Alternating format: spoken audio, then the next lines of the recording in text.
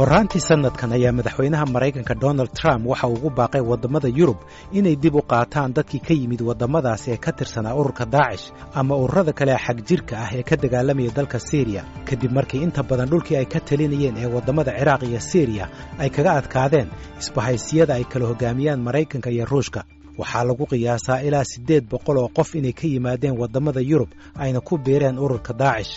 guuldarrada uu la kulmay ururka Daacish iyo dagaalada weli ka sii socda Syria waxay ku qasbeen boqolaal ka mid ah dadkii hore ugu biiray Daacish inay qaxaan isla markaana ay magansadaan xeryo qaxooti oo ku yaala deegaanada ku teedsan xuduudda u dhaxaysa saddexda waddan ee Syria, Turkiga iyo Ciraaq. haddaba qaar ka mid ah dadka ka yimid Yurub ee ku biiray Daacish iyo ururada kale xag jirka ah waxaa ku jiray 10 Soomaali ah oo intooda badan ay ka yimaadeen waddamada Yurub sida Sweden, Britain, Jarmalka iyo Denmark. dadkaasi hore ugu biiray Daacish ee haatan qaxootiga noqday waxay intooda badan soo gaadheen xerada qaxootiga ee lagu magacaabo Al-Xuul oo ku taala deegaan ay ka taliyaan Kurdiyiinta Syria kuna taala deegaan u dhow xadka ay wadaagaan waddamada Syria iyo Turkiga. barnaamijka galka baarista oo waraystay ehelada dadkaasi waxa uu ogaaday in inta badan Soomaalida soo gaadhay xeradaasi qaxootiga ah ay yihiin dumar iyo carruur. galka baaristu waxa uu helay liis ay qoreen waalidiinta carruurtoodu xeradaasi ku jirto. liiskaasi oo ay ku qoran yihiin magacyada 57 qof kuwaasi oo 23 ka mid ah ay yihiin gabdho 34na ay yihiin carruurtii ay dhaleen. carruurtaasi oo qaarkood aabbayaashooda ay ku dhinteen dagaalada ka socda Syria. waalidiinta carruurtaasi oo la hadlay galka baarista waxay sheegeen in carruurtoodu ay xilligan dhiban yihiin ayna doonayaan in Soomaaliya loo daadgureeyo. waxay sheegeen in waddamada ay ka soo jeedaan oo ay ka mid yihiin Britain, Jarmalka, Denmark iyo Sweden aysan doonayn inay soo qaadaan ama siyaasad ahaan xisbiyada ka taliya ay ka maagayaan inay go'aankaasi qaataan. ugu yaraan mid ka mid a gabdhaha halkaasi ku jira oo lagu magacaabo Nasra Cabdulaahi Abuukar waxaa dawladda Britain ay kala noqotay dhalashadeedii. badankooda gabdhahaasi waxay ku dhasheen dibadda laakiin waddamadooda waa ay ka warwareegayaan ilaa haatan inay soo daadgureeyaan. waxayna waalidiintoodu haatan sheegeen inay doonayaan in la geeyo Soomaaliya. aynu ku horreyno Kaaha Guura Xasan oo ku nool magaalada London. gabadheeda Nasra Cabdulaahi Abuukar waxay Syria tagtay 3 bishii Juun sanadkii 2014 xilligaasi oo ay ahayd 18 sano jir. waxay hooyadeed ku doodaysaa in gabadheeda laga duufsaday dhinaca internetka. 10 maalmood kadib markii ay ka dhooftay magaalada London ayay ka soo wacday gabadheedu dibadda waxayna u sheegtay inay u baxday inay caawiso dadka Syria. sanad ma dhameen markay dhehaysa inaa waxaan sameeyay qalad inaan soo noqdaan raba. waa gartay marka dhulka ay joogtay ka soo waxaysi ma dhulka Daacish joogto ahaa mise dhulka kooxaha kale joogaan. kala gabadheeda qof oo free oo maxay ahayd oo meel free joogto uma ekeen oo waxay ahayd qof oo maxay la ilaalinayo taleefanka markay dirtanayso cabsanayso sidii ay rabto oo ila hadli karin qof gacanta lagu haayo oo haba yaraatee wax xurriyada aan haysan saasay ila ekeed. waalid ahaan seed u aragtaa inay gabadhaadu ku biirto koox argagixisa? walahi aniga waalid ahaan waxa u arkaa wax xun inay tahay inay ku biirto. raallina kama ihi mana ka noqon doono marka ayadana kuley ma jecleen. waa maadaama teen age iskeed gabadheeda waa la guruum gareeyay qof oo waxay ahayd waxbarasho haysato waalidkeed la nool waxba aan ka haleesnayn. marka xataa ay meeshaan ka tegaysay ma u malaynayo gabadheeda inay waxa ahayd inay haysato. hadda maxaa doonaysaa adu waalid ahaan? aniga iyo waalidiinta ila midka ah waxa meesha joogana waa gabdhahaasna waxay ku dhadhow yihiin ilaa 50 ilaa carruurtay dhaleen oo ayagana 50 iyo ka badan ah. marka wax dawladeena sharafta leh oo ugu horeeya madaxweynaha Maxamed Cabdulaahi Farmaajo, ra'iisul wasaaraha Xasan Cali Khayre, wasiirka arrimaha dibadda, shacabka Soomaaliyeed waxaan ka codsanayaa inay noo kacaan carruurtaas meesha ku dhibaataysan inay naga caawiyaan sidii wadankooda ay ugu soo noqon lahaayeen.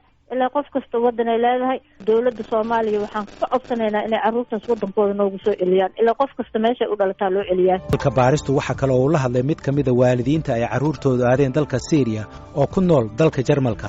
aabbahani waxa uu codsaday inaan magaciisa la sheegin sababo dhinaca amniga ah. qoyskiisa waxaa ka baxay oo dalka Syria tegay si ay ugu biiraan ururka Daacish 4 qof oo 3 ka mid ah ay yihiin carruur uu isagu dhalay oo isugu jira 2 gabdhood iyo wiil. waxaa kaloo qoyskiisa ka tegay xaaska wiilkiisa oo weliba uur lahayd xilliga ay safraysay. waxa uu aaminsan yahay in carruurtiisa oo dhammaantood ku dhashay dalka Jarmalka ay gacanta ku dhigeen dadka wax tashkiiliya, kuwaasi oo sabab u ahaa inay u safraan dalka Syria bishii Sebtembar 2014. wallahi Syria magaaladii ay tageen oo toos ama aan helin cid ii sheegtana waan waaye marmar bay ma arki leeyihiin waa nabad qabnaa. hase yeeshee muxuu ahaa 2015 bishii 3 oo Maars ahayd ayaa wiilkii la dilay oo qolooyin baa maaragtay meel ka joogtaa yiraahdo soo socda. wiilkii weynaa Allahu naxariisto. waa gartay ma dagaal uu ku dhintay? ma dagaalku ma dhiman, waxaa la yiri asigoo socda ayaa toogasho lagu dilay oo niman Kurdiyiin toogasho ku dilay. intuuna nimanna gabadhii baa dhashay, wiil bay dhashay. wiilkaasna ilaa hadda waa jooga alxamdulillah, shukran bil caalamiin. ayadana waa joogtaa. gabdhihiina ma aragtay niman buu ku darayba, gabadhii yareed iyo muxuu ahaa gabadhii kalaba. marka maxay doonayaan hadda saddexdaa gabdhood iyo carruurtooda? wallahi waxay doonayaan de meel waxay joogaan oo ma aragtay kaam ah. kaamkaasna ma aragtay nolol xumaa ka jirta, daawo xumaa ka jirta. dhib waa ka soo noogeen haddii alla xabadii ka soo bixiyey iyo qaraxii iyo duqeyntii alla hadduu ka soo saaro alla ka soo badbaadiyo meeshaas waa la keenay. marka waxaa weeye noloshoodii waxay rabaan inay maaragtay dib u dhistaan, nolol maaragtay xorriyad ah inay helaan. marka anigana waxaan rabnaa waa ilmihii inay dhulkaas oo ku dhibaataysan yihiin noogala soo wado. Yurubna muxuu ahaa waa diideen oo inay soo qaadaan, waxay yidhaahdeen soo qaadi mayno. Maraykankana waxa yiri soo qaata way ka diideen. marka ayaga haddaan u sheegno niri maaragtay ilmihii halkaasi joogaan waxay yidhaahdeen war waayahay waxbaan ka qabanay, ilaa hadda waxba lama qaban. ayagana waxay rabaan inay kolleyba maaragtay noloshoodii iyo aniga xataa ku farxi lahaa in waddankoodii loo soo celiyo maaragtay dhulkoodii la keeno. marka adigu ma waxaad doonaysaa in Jarmalka la keeno mise in Soomaaliya la geeyo? wallahi labada meeshay ku badbaadayaan, laakiin aniga waxaan rabaa in Soomaaliya. sababta tahay waxaa weeye Soomaaliya ayaa hadda maaragtay ka fudud in meesha laga bixiyo. sidii maaragtay Soomaalida kale loogu soo daadgurayay xabisyada ku jiray adduunka gacaladiisa oo loogu gurmado dawladdii hadda maanta joogtay ay u gurmatay. ayaan rabi lahaa bal dhibkaas in laga soo saaro oo maaragtay ilmo yaryar bay ahaayeen oo maskaxdana laga xaday oo maaragtay ilmo yarna haysta meesha. xasan yaxye maxamed waxa uu ahaa 17 sano jir markii uu u safray dalka Syria isagoo ka tegay dalka Denmark. xilliga uu tegay dalka Syria bishii July 2013 weli laguma dhawaaqin khaliifada ISIS. aabba yaxye maxamed faarax ayaa iiga warramay sida ay wax u dhaceen. waad garan kartaan qurbaha markuu wiilku ama carruurtaadu ay waxbarasho fiican ay ku jiraan, masaajidkana ay ku jiraan, walwal weyn ma qabin walwal weyn oo isma aana lahayn. masaajidkiibaa khawaariid kaaga daba tagaysaa, waayo annana waa shaqaynayay, galab baan shaqayn jiray, hooyadiina subaxday shaqayn jirtay. wiilkiina sanadkii ugu dambeeyey dugsiga sare ayuu dhiganayay, 17 jirna wuu ahaa. hase ahaatee masaajid iyo ayuu tegi jiray inta badan, laakiin ma islahayn masaajidkii ayaa dhibaatadaas ka dhacaysa. marna maskaxdeeda kuma soo dhicin. waxaas lahaa ilaahay wiilkii wuu ku toosiyey, dugsigii sare wuu wataa, beedkii ilaahayna wuu ku jiraa. marka markuu baxay ma Daacish buu ku biiray, ma Nusra ku biiray, kuwee buu u tegay? waagaasi wuxuu tagay, mar dambaan ka war helnay illi meel la yidhaahdo ayuu tagay waagaas. kabacdina war waxaan ka helnay Xalab. waa gartay. marka askari buu ahaa? walaalow markii hore waxa ahaayeen dadka ay ku baxeen mucaawin ay ku baxeen. inay voluntary mucaawin bay ku baxeen, dhalinyaro iyagoo ah arday education ah. dee xagga marka ay tageen waxaa maqaalo nagu ah in awoodii oo dhan ba laga qaaday, ay ku khasbanaadeen maadaama ay faraha u galeen dad kale wixii lagu amray inay sameeyaan. waa gartay. yaa amarka marka dul saaraya? kolley waxaa maqaalo anaga goobjoogka ma aan ahayn. kolley dadka ay u tageen baa amarka dul saaraya kolley dadkaas u weeyey. waa gartay. marka waxaad ii sheegtay wiilkaaga inuu dhintay. goormuu dhintay? walaale wiilkayga wuu dhintay, wuxuuna dhintay 2019 Janaayoode hadda ayuu dhintay. isagoo mooto saaran baa waxaa heshay tron diyaaradda la hago ayaa tronis isagoo mooto saaran magaalada Baghus ayuuna joogay, agagaarkeedu taagnaa tuulada banaankeeda. sawir maqaala aan ku maqlay. allahu naxariis. amiin walaal. tobanaan ka mid ah waalidiinta carruurtooda ku sugan yihiin xerada Al-Xuul ayaa ii sheegay inay ka walaacsan yihiin xaaladda nololeed ee xeradaasi. waxay waalidiintu ii sheegeen in maleeshiyaadka kurdiyiinta ee ka taliya deegaankaasi ay xadgudubyo isugu jira garaacis, dhac iyo dayacaad kaleba ku hayaan dadka ku jira xerada oo ay ku jiraan gabdhaha Soomaalida ah. waxay ii sheegeen waalidiintu in carruurta ay dhaleen gabdhahaasi ay haysato nafaqa darro iyo daryeel caafimaad la'aantiis. hooyadani waxay magaceeda ku soo koobtay Siciido. gabadheeda oo iyadana magaceeda lagu soo koobay Cayni ayaa u safartay dalka Syria bishii May 2014. waxay ka tagtay dalka Sweden iyada oo ay la socdaan 4 gabdhood oo isugu jira Soomaali iyo Bosnia. markii ugu horeysay waxay tiri hooyo waa nabad qabaa, waa nabad tagnay, Syrian tagay, waa hijrooday, saas ula soco. waxay isoo qortay kelmadda waa hijrooday. maxaa dareenkaagu soo noqday markaas? ma ka sheekeen karo, aniga waan qaracmay, waa shaqaysan kari waayey, waan wareeray, calooshii dhanaa iyo oloshay. marka contactsna ma jirin oo dee meel aan kala xiriiro oo aan kala soo hadlo iimaysa soo qorin. laakiin markaas hadalkaa iisoo qoraysa waxay igaga soo qortay Facebook accountkeeda iigu soo qortay, telefon ma jirin. hadda gabadhaada halkay joogta? hadda marka gabadhayda waxay joogtaa, soo gashay hadda bishii Maarso 14 kaam la yiraaho Alxuul oo xuduuda Kurdida iyo Kurdida Ciraaq iyo Kurdida Syria u dhaxaysa. waa gar dhulka ay haystaan Kurdida Syria iyo Kurdida Ciraaq xuduudeeda kaam laga furay oo hore u jiri jiray waagii dagaalkii Ciraaq la sameeyay baa dib loo soo nooleeyo. kaamkaasi hadda ku jirtaa waxaana ay ka timid magaalo la yiraaho Baquus oo weerarkii ugu dambeeyay qolyahan ISIS-ka lagu weeraray ay ku jirtay. meeshaas bay ka soo baxday, ayaga baawro ku soo rarayo xuulka keenay. iyadu maxay qaban jirtay intii halkaa joogtay? gabdhaha dhan badanaa waxay ku jireen dagaal, magaalada Baab dagaal bay kaga soo baxeen, tuulooyinkii u dhaxeeyay soo mareen dagaal bay kaga soo baxeen, Raqa dagaal bay ahayd. marka inta badan dagaal iyo qax iyay ku jireen. marka waxay qaban kareenba waa yareed. ujeedadii iyo markii hore ay rabeen waxay ahayd inay islaam bartaan, waxay u maleynayaan meel nabada in la geeyey. markay ogaadeen nabad inay jirin oo maalin walba bambi iyo carar iyo gurigan ka guri kale u guri, godkan ka baxay, godkan gala ay ugu jireen, ayay qax unbay ku jireen. so wax weyn ay qaban jireen ma aana ahayn ilmo inay dhalaan iyo marba meel survival ay raadiyaan, ma ahe wax weyn ay qaban jireen ma jirin. laakiin magaaladii ugu dheereeda ay wax badan ku nagaadeenna Raqay ka mid ahayd. waxa ay ka qaban jireen waxay ahayd kindergarten ay sameeyeen oo ay caruuraha gabdhaha kale u hayn jireen, ayada iyo gabdhaheeda saaxiibadeeda. marka hadda aduma waxaad doonaysaa in Sweden la keeno mise in Soomaaliya la geeyo? annaga horta naftooda in la badbaadiya hadda ku taagannahay. runtii ayagaaba jecel Soomaaliya, sababtoo ah waxay isleeyihiin dhibaato imay idinkaga timaadaa ku noqoshada Sweden.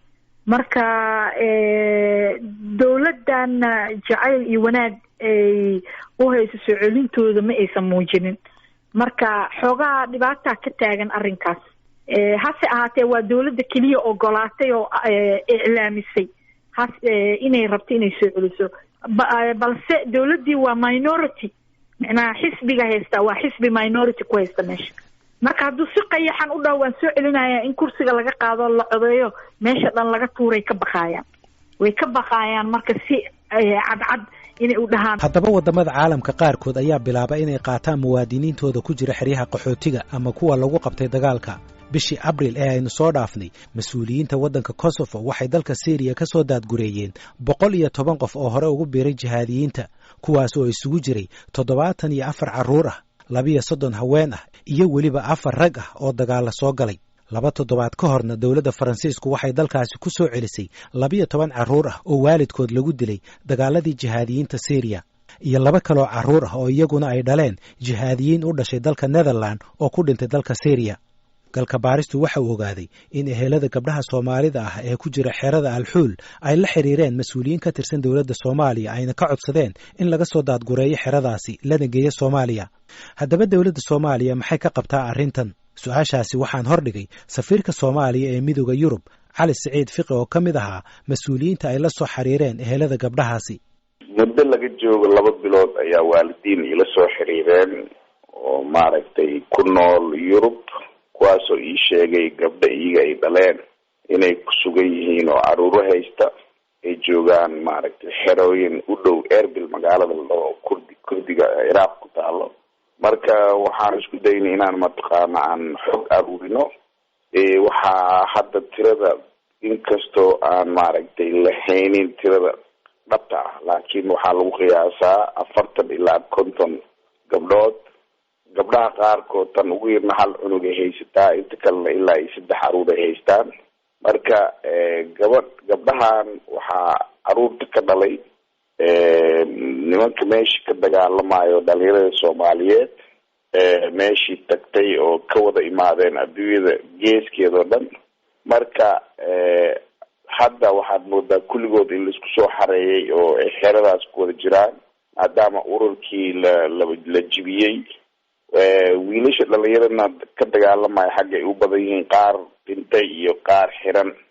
marka caruurtaas ayaa waalidiintii maaragtay dhalay, gabdhaha waalidiintii dhalay ayaa beryahan culeys iyo gabdhaha culeys nagu haayo lah arrintaas bal maaragtay wax laga qabto. waxaan kaloo helnay informationo fara badan oo ku saabsan arrintaas. dad fara badan oo maaragtay wadamo fara badan oo ilaa dhowr wadan ah ayaga naftooda dadkooda way qaateen. marka arrintaa dowladda Soomaaliyeed hadda waanu ku wargelinay, waa jawaab baan maaragtay baaritaan baa la sameynaya. markii baaritaanka la sameeyay kadib marka wixii arrintaa laga qaban karo baa laga qabanaya hadii la yiraahdo. adigu shakhsiyan maxaad aaminsan tahay ma in dawladdu ay aqbasho la keeno wadanka? aniga hadda qof kastoo Soomaali waxaan aaminsanahay maaragtay wadankiisa waa wadankiisa, qof aan ka Soomaalisanahay ma jiro. marka sidaas darteed waxaan qabaa in maaragtay gabdhahan iyo caruurtooda wadanka maaragtay haddaan dambiyo waaweyn jirin oo dad argagixiso ku abuurayo wadanka aysan ahayn wadanka in lagu soo celiyo. marka arrinta argagixisada markaa fiirin, dadkani waa dad ka soo tegay guryahoodii, dad ka soo tegay sidaad sheegtay jaamacadahoodii, Syria tegay. ururka ugu weyn ee ku beereen dadka badankoodu waa Daacish, waa urur argagixisa. dawladda Soomaaliyana laan ka mida Daacish Soomaaliya way joogtaa, dhibaatooyin bay ka geystaan. ma kula tahay dawladdu inay ka dhaadhicin karto dadka Soomaalida dhalinyaradana wadankaa tegay inay dagaalamaan, urur argagixisa ah gacan siiyaan, way mudan yihiin in wadankii la keeno? horta waxaan isla garano, waxaa loo baahay inaan isla garano. marka ugu horeysa horta maaragtay ninka oo ku biiray oo caqligiisa maaragtay la rogay oo maaragtay ku biiray argagixisada hadduu kasoo noqdo yidhaahdo maaragtay wixii aan ku jiray waan kasoo tagay, maaragtay dawladdu way soo dhaweysaa, halkaana lagu soo dhaweeyaa. marka categorigaas unbay galayeen iyagana. laakiin waxaan leenahay gabdhaha kan waalidiinta wararkaan ka hayno waxay yihiin kulligood waxay leeyihiin anaga waa nala soo qalday, halkaanaan joognaa, wadankii aanu ka nimidna kuma noqon karno. sidaas darteed wadanka keliya aan leenahay waa meesha waalidkeena uu ka yimid, waana Soomaaliya.